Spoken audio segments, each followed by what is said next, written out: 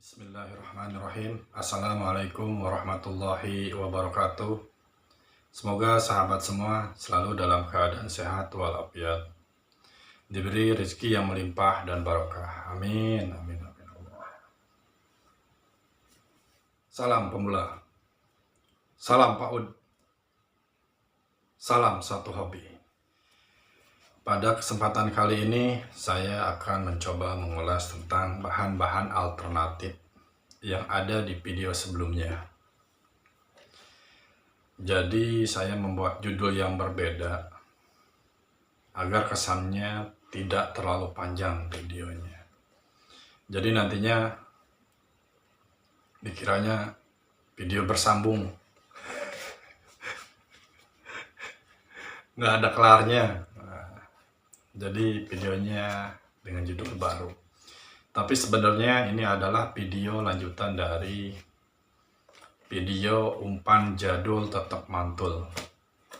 Jadi untuk sahabat yang baru bergabung, biar nggak terlalu bingung, silahkan ditonton dulu umpan jadul tetap mantul, bahan-bahan yang digunakan, terus takaran dan proses.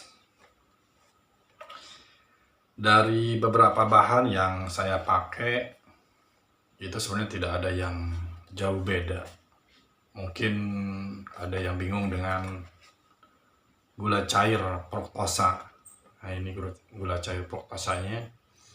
Untuk gula cairnya ini bisa diganti dengan gula pasir. Jadi kalau di video-video sebelumnya saya menggunakan gula pasir sebagai penambah rasa manis. Dan ada juga yang menggunakan gula merah. Emang ada beberapa informasi yang sempat saya dengar, katanya, ini katanya ya, katanya pakai gula merah bikin ikan kabur. Saya akan katakan itu adalah hoax. Karena kenapa? Saya sendiri kadang-kadang kalau nggak ada gula pasir itu pakainya gula merah. Dan kadang-kadang sengaja emang pakai gula merah. Dan tetap dimakan ikan. Jadi penggunaan gula merah yang katanya bikin kabur itu hoax. Jadi kalau yang nggak ada gula cair fruktosa, boleh pakai gula pasir atau gula merah. Untuk kelebihannya, fruktosa, kenapa harus pakai fruktosa? Jadi ada yang mengatakan bahwa proses pencernaan ikan mas ini pendek.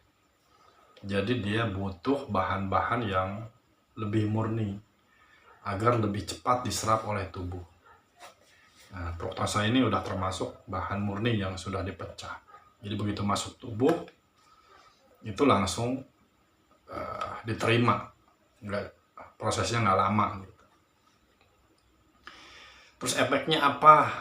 Nah, efek yang ditimbulkan oleh gula fruktosa ini itu bikin ikan rehrei atau makannya lanjut.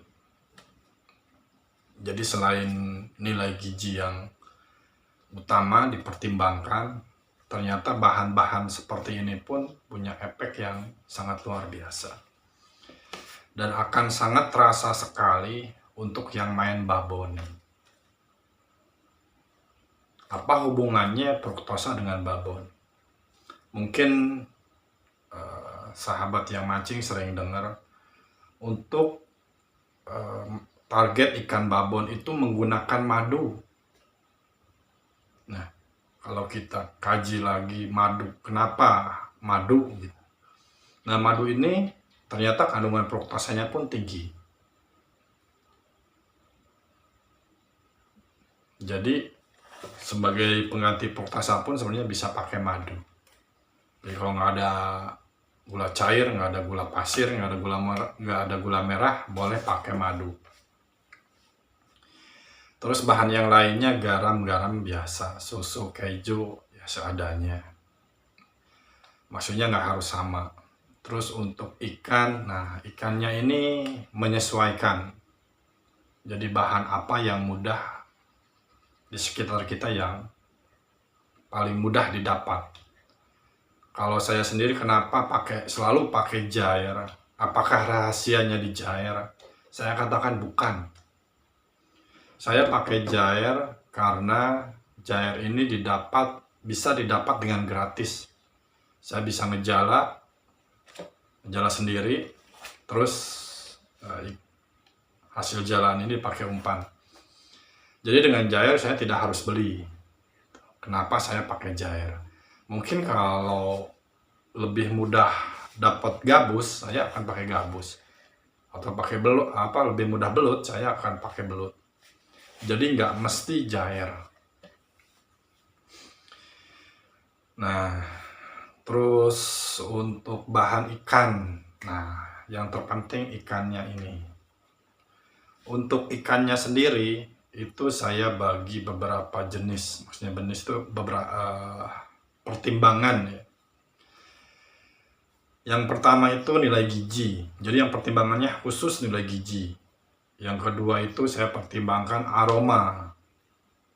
Yang ketiga itu saya pertimbangkan minyak, kandungan minyaknya. Terus berarti tiga jenis yang saya pertimbangkan. Ikan apa aja yang masuk tiga jenis tersebut. Nah, untuk ikan tawar itu yang saya pertimbangkan adalah nilai gizi. Jadi karena aromanya tidak keluar atau punya ciri khas yang kuat, rata-rata ikan tawar yang saya pertimbangkan itu nilai gizinya. Contoh kecil dari beberapa komentar dulu awal-awal saya upload video, itu ada yang komen bahwa ini Kang untuk ikan kecil ya, ini Kang untuk ikan rame ya, karena ikannya banyak. Padahal target di sini Karawang, khususnya di tempat saya, itu rata-rata ikan sekilo 3, sekilo 4, dan babonnya babon banci.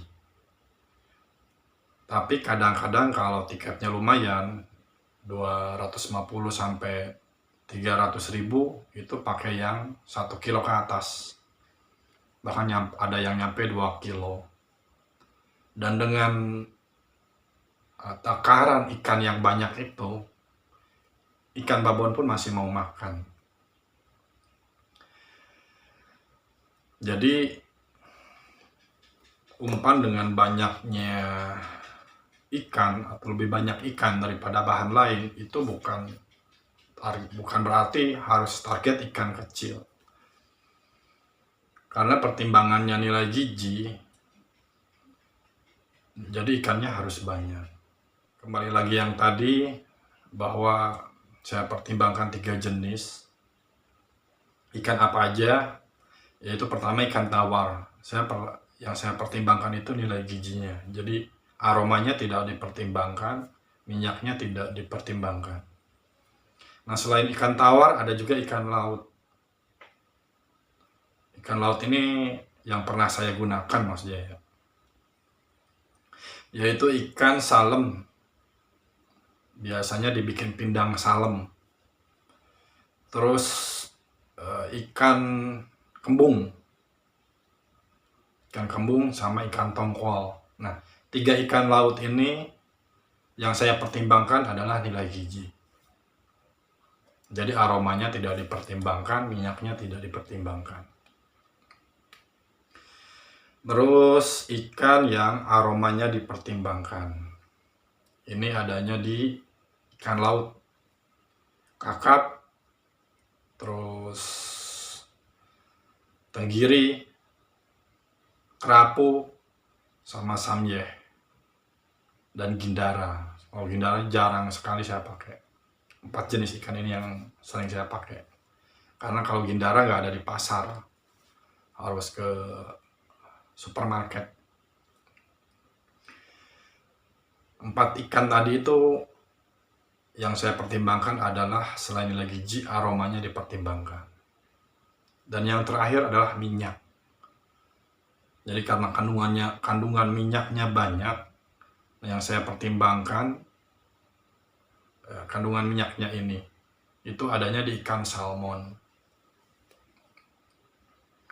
Jadi ikan salmon selain nilai gizi, minyaknya dipertimbangkan karena efeknya umpan akan dianggap lebih amis kalau penggunaannya over.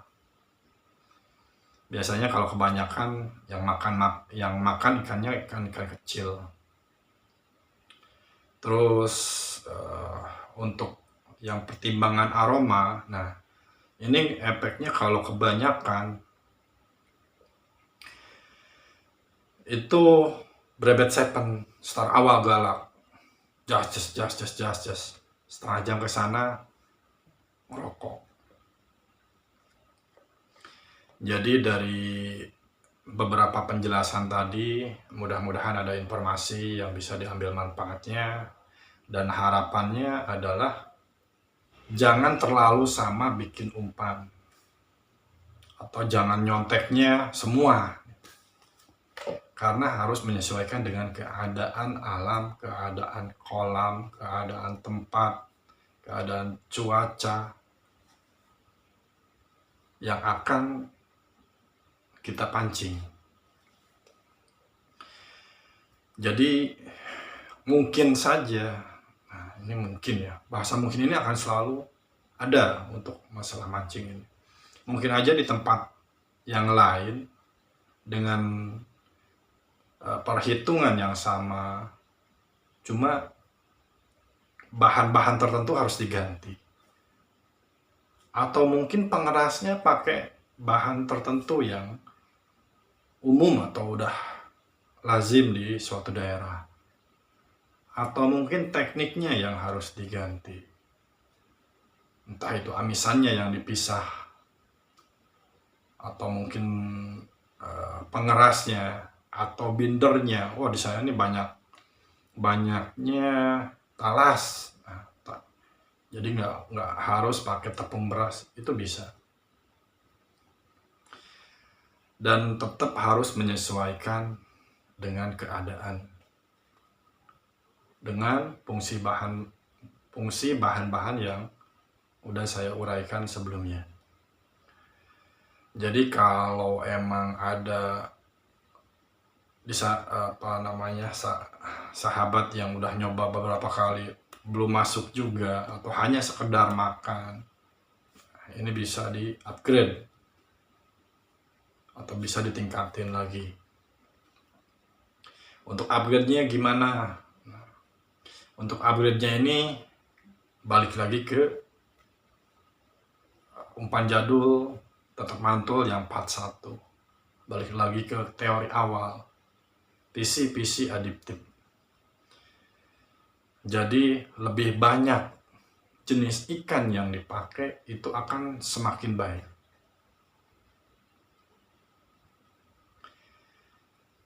Jadi sahabat-sahabat yang emang butuh umpan yang lebih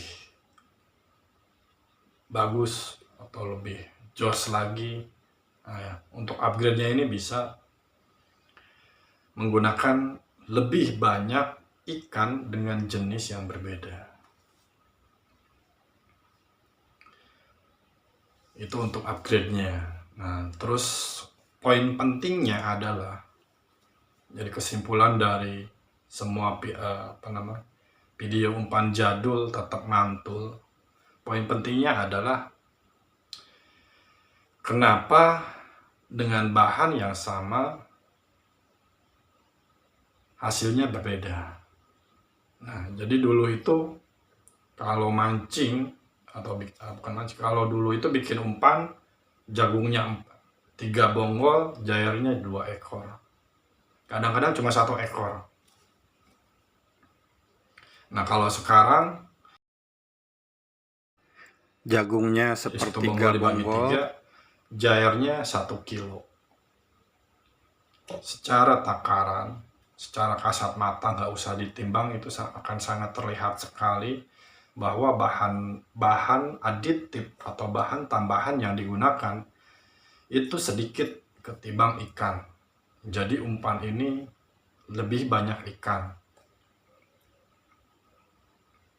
Perbedaannya itu. Dan mudah-mudahan dari pengalaman ini sahabat-sahabat yang lain ada yang bisa diambil manfaatnya. Jadi pengalaman-pengalaman jong saya yang udah saya ceritakan itu nggak dialami oleh sahabat yang lain. Amin, amin. Mudah-mudahan nggak ada yang jong setelah nonton video ini. Jadi untuk video kali ini sampai sini saja. Untuk video selanjutnya adalah bagaimana caranya untuk mengupgrade umpan. Jadi umpan ini udah dimakan, reh-rehnya udah dapet, tapi pengen lebih jos lagi.